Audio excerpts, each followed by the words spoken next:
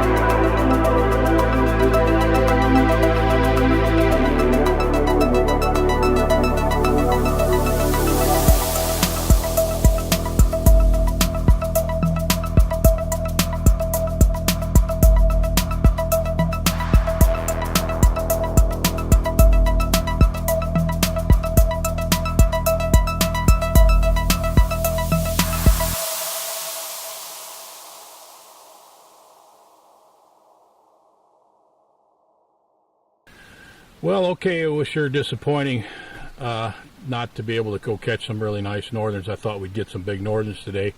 I've been looking at that lake on aerial photography all winter thinking, oh, I can't wait to get back in there. And so it's pretty disappointing that it was just completely full of little northerns and no big ones. But it's, you know, that's how you got to explore these places to find out what's in them. And now we decided to go out this afternoon and get our walleyes to take home. So it didn't take us very long to get a limit of walleyes, and I'm going to fillet these up, and then we're going to cook some cowboy stew for supper. So I just wanted to show you a real simple way here to leave a little bit of skin on. It's the easiest way that I know of to leave the skin on. That's easy to take off once you get home, and you have to have the skin on when it goes across the border. So we'll just walk you through the process here.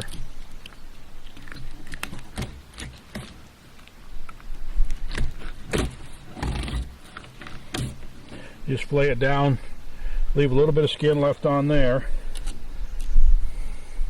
That gives you something to hold on to peel the rest of the skin. And you just want to peel it all the way down to right there and then cut it off.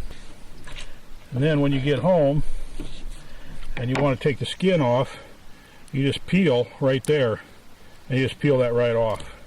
And you got a skinless, boneless walleye fillet. All right, there is 8 beautiful walleye fillets in there, and this is the way you have to package them to take them across the border. They have to be able to count them. If you freeze them especially, you got to make sure you lay them out in such a way that they can be counted. Otherwise, they can literally make you sit there and wait while they thaw out your fish to count them. So this is the best way to do it. Anyway, this is all my system. This is the way I do it. If you have a different way of leaving the skin on or a different way of packaging them, I'd love to hear it. Go ahead and leave a comment below. So anyway, we're going to have cowboy stew for supper now, and then we're going to get the boat loaded.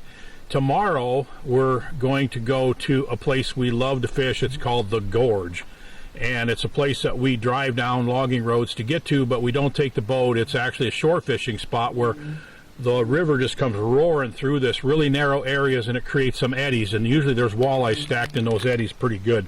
So we just stand on the banks and fish, and that'll be tomorrow's video. So enjoy the cowboy stew, and then be sure to leave comments if you're interested in any more information about what we're doing. I'll do my best to answer them.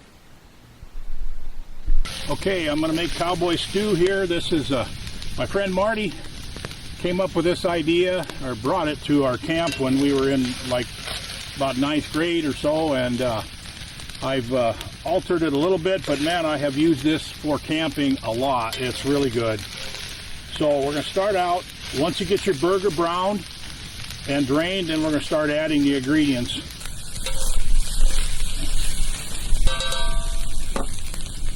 Okay, the first thing we're going to do is we've got about a pound of burger, which is about right for 2 people. 1 pound of burger, 1 can of pork and beans.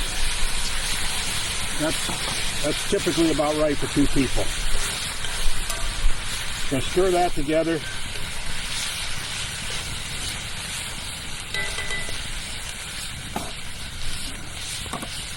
And then we're going to put in, this is about 1/4 of a sauteed onion. If you like onions, you can do a little more than 1/4 of a, maybe do a half onion or something like that. I don't like the onion flavor to overpower the stew. Okay, then we're going to put in some bacon crumbles, some Heinz 57 steak sauce,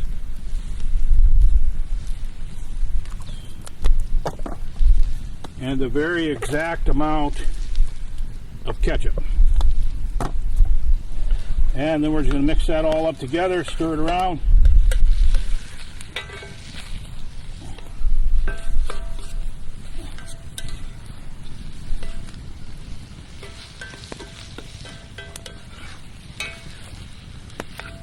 Now we're going to take this off the main part of the heat so it'll just simmer.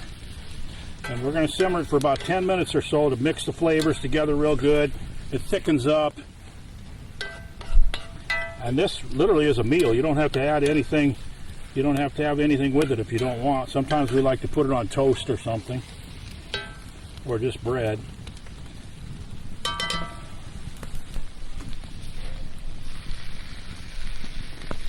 Oh, that looks good.